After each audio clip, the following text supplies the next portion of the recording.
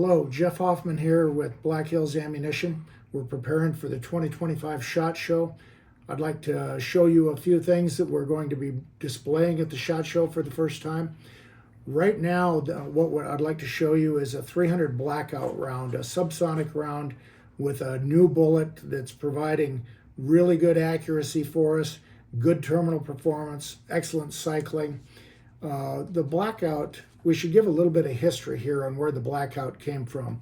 The Blackout started as a Whisper by J.D. Jones, and J.D. built that in response to a military request for something that could be used to silently remove sentries, as an example, something that was quiet, used with a suppressor, shot ammunition below the speed of sound so you didn't have a supersonic crack.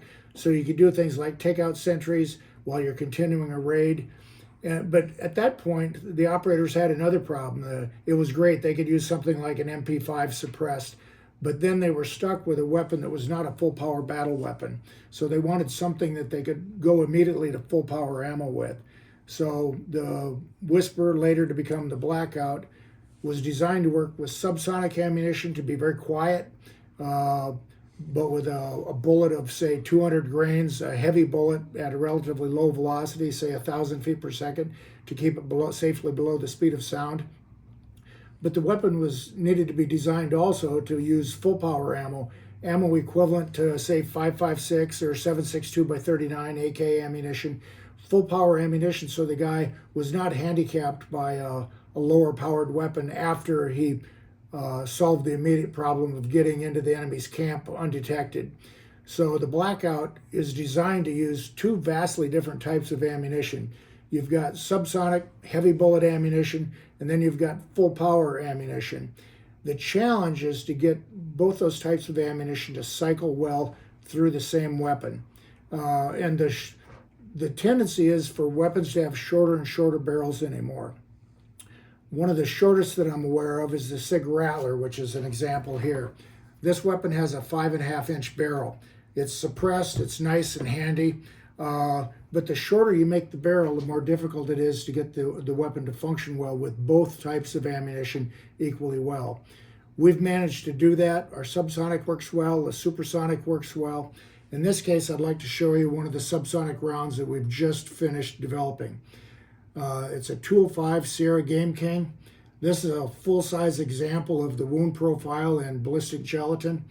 As you can see, bullet enters here, starts to perform within 3 inches, opens up, you got a temporary cavity diameter of about 4 inches. The bullet continues on with a nice wound cavity, and down here you can see the projectile. If you look closely, you can see that projectile is fully mushroomed. Which is significant because that bullet is a 205 grain bullet at 1,000 feet per second, and it mushrooms and performs. That's important for two reasons. You want a bullet that will mushroom so that it creates a bigger temporary cavity.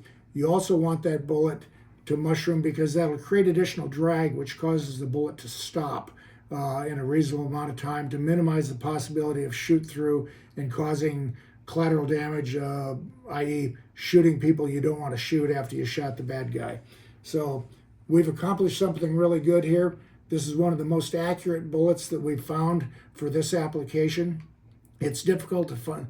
The subsonic ammunition is more difficult than supersonic ammunition to get good accuracy with.